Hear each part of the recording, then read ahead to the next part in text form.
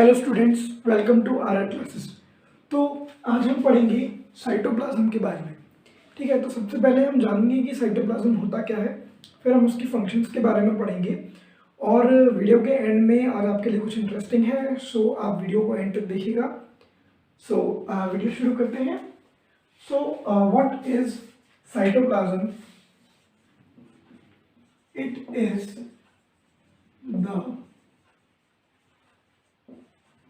component of cell that lies between the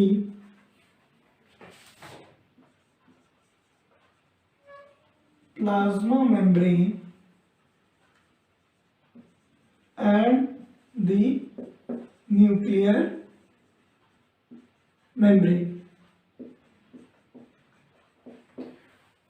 तो cell का वो कंपोनेंट जो प्लाज्मा मेम्ब्रेन और न्यूक्लियर मेम्ब्रेन के बीच में प्रेजेंट होता है, that is known as the cytoplasm. तो अगर हम सेल का डायग्राम ड्रॉ करें तो ये हुई हमारी सेल, ये हुई इसकी प्लाज्मा मेम्ब्रेन,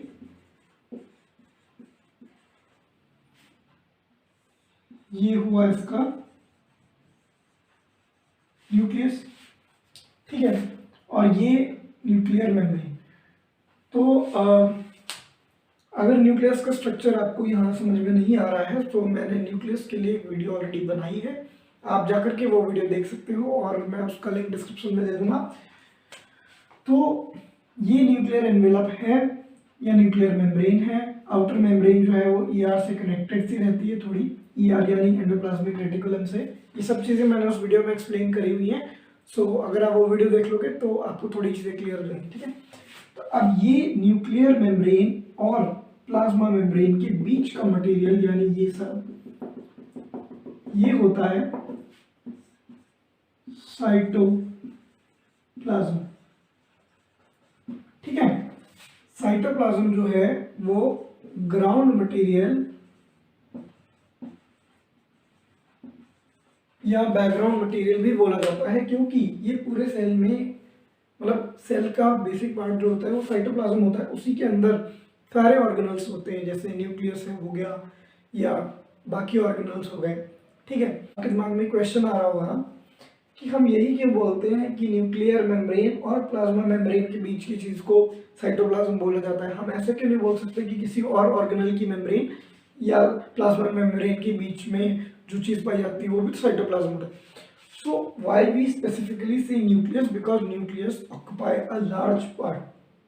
ठीक है, जब हमने न्यूक्लियस के बारे में पढ़ा था उसमें भी आई हैव टोल्ड कि nucleus is centrally located large component of the cell, है ना। तो ये बाकी ऑर्गेनल्स के कंपैरिजन में थोड़ा बड़ा होता है, इसलिए हम इसको कंसीडर करके हम साइटोप्लाज्म की डेफिनेशन देखते हैं। ठीक है, अब कई जगह आप बुक्स में देखते हैं कि साइटोसोल भी टर्म यूज हुआ है ना। ठीक है, तो व्हाट इज साइटोसोल? वही टर्म ब्रेक करने वाला फंडा हम यूज करेंगे। Cyto means cell and sol here stands for solution. Solution क्या होता है कि मिक्सचर, बेसिकली एक मिक्सचर। तो साइटोप्लाज्म किस चीज का मिक्सचर होता है या साइटोसोल क्या होता है? Cytosol is around 90% water.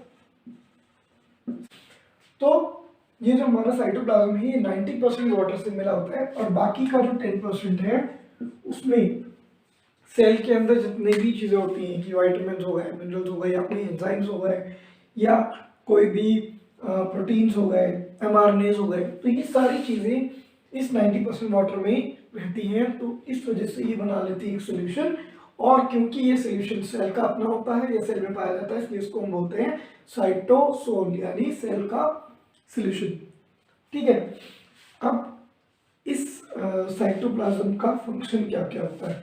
अब क्योंकि ये ग्राउंड मटेरियल है, ग्राउंड मटेरियल मतलब कि एक चीज जिसके ऊपर सारी या जिसके अंदर सारी चीजें पाई जाती है। ठीक है, तो हमारे जितने भी सेल के ऑर्गेनल्स होते हैं या न्यूक्लियस होता है, ये सब चीजें साइटोप्लाज्म में ही पाई जाती है।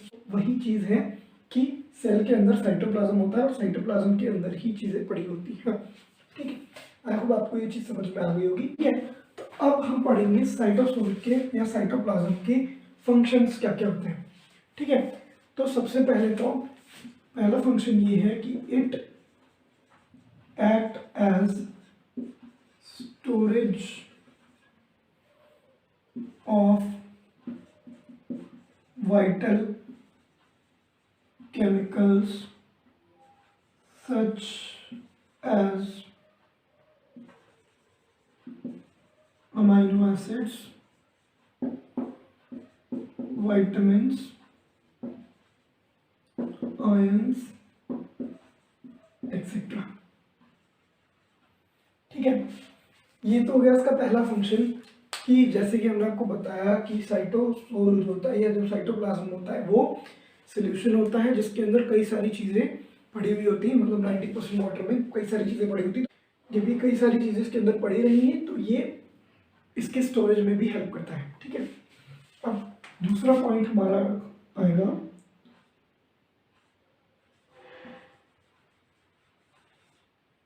मेनी metabolic processes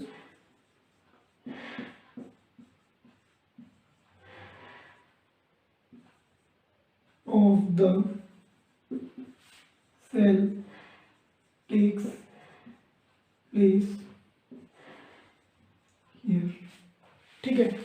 तो सेल के कई सारे मेटाबॉलिक प्रोसेसेस जो हैं वो इस साइटोसोल में होते हैं, मतलब साइटोसोल जो है वो मेटाबॉलिक प्रोसेसेस के लिए भी सेल को एक एनवायरनमेंट प्रोवाइड करता है। तो metabolic processes are basically reactions that are required for the cell to survive, ठीक है।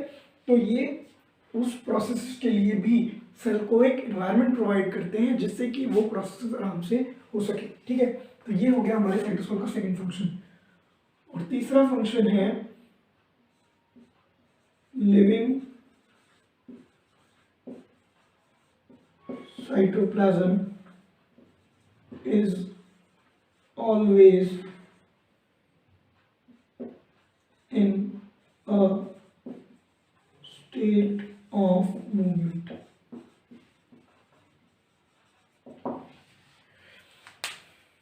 ये इसका फंक्शन कैसे हुआ कि जो लिविंग सेल में, डेड सेल की बात नहीं हम कर रहे, जो लिविंग सेल होता है उसके अंदर जो साइटोप्लाज्म होता है वो मूवमेंट में रहता है हर समय।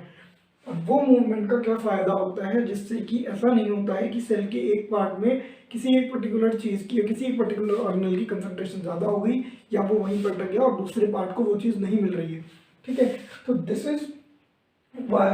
Is how it helps that the living cytoplasm in a cell is always in the state of movement, कि ये हर समय मूव करता रहता है जिससे कि जो भी न्यूट्रिएंट इसके अंदर है या जो भी चीज़ें हैं वो सेल के हर एक पार्ट में पहुंचती रहें, ठीक है। Now this process is known as cyclosis, ठीक है। इस मूवमेंट के प्रोसेस को या इस कंटिन्यूस मूवमेंट के प्रोसेस को हम साइक्लोसिस बोलते हैं। अब जिस इंटरेस्टिंग पार्ट की मैं बात कर रहा था वो इंटरेस्टिंग पार्ट ये है कि ये साइक्लोसिस की हम आपको एक छोटी सी क्लिप दिखाएंगे। तो हमने एक सेल को माइक्रोस्कोप के अंदर देखा है, वो जनरली प्लांट सेल है, तो उसकी क्लिप हम आपको प्ले करेंगे और दिखाएंगे कि कैसे साइक्लोसिस होता है। I will also be explaining in that clip, okay. So let's move to the clip. तो स्टूडेंट्स, यही है वो साइक्लोसिस की क्लिप जो मैं आपको दिखाने जा रहा था। तो आप देख सकते हैं इसके अंदर ये ग्रीन कलर के पार्टिकल्स, ये बॉल जैसी चीज़, ये पूरे सेल के अंदर घूम रही हैं, ठीक है। ये क्या होते हैं, ये एक्चुअली क्लोरोप्लास्ट हैं। मैंने आपको बोला था ना कि साइटोप्लाज्म में सारे ऑर्गेनल्स रहते हैं, तो ये एक्चुअल में साइटोप्लाज्म मूव कर रहा है। क्योंकि साइटोप्लाज्म जो है वो ट्रांसपेरेंट होता है तो हमें दिखेगा नहीं, बट साइटोप्लाज्म के अंदर जो ये क्लोरोप्लास्ट हैं इनके अंदर ग्रीन कलर का पिगमेंट होता है, इसलिए हमें दिख रहे हैं, ठीक है। तो ये इस तरह से इसके अंदर मूव कर रहे हैं, देखिए पूरे साइक्लिक वे में मूव कर रहे हैं, एक साइकिल सी फॉर्म कर रहे हैं कि एक तरफ से जा रहे हैं और दूसरी तरफ से आ रहे हैं, ठीक है। अब ये प्लांट सेल का स्ट्रक्चर है। आई होप इस क्लिप को देख के आपकी कंसेप्ट और ज़्यादा क्लियर होगा, और आगे आने वाले वीडियोस में भी मैं कोशिश करूँगा कुछ ना कुछ ऐसा डालूँ। आई होप आपको क्लिप में साइक्लोसिस अच्छे से समझ में आया होगा और आपको साइटोप्लाज्म के बारे में मैंने जो भी पढ़ा है वो भी अच्छे से समझ में आया होगा। अगर आपको कोई भी क्वेरी होती है तो एक ईमेल आईडी वीडियो के एंड में डिस्प्ले हो जाएगी, आप उस पर अपनी क्वेरीज भेज सकते हैं, या आप किसी टॉपिक पे वीडियो चाहते हैं तो आप उस पर सजेस्ट कर सकते हैं मेरे को। ऑल्सो आप कमेंट सेक्शन में भी अपनी क्वेरीज या सजेशंस लिख सकते हैं। Okay, so bye bye, take care, see you in the next video.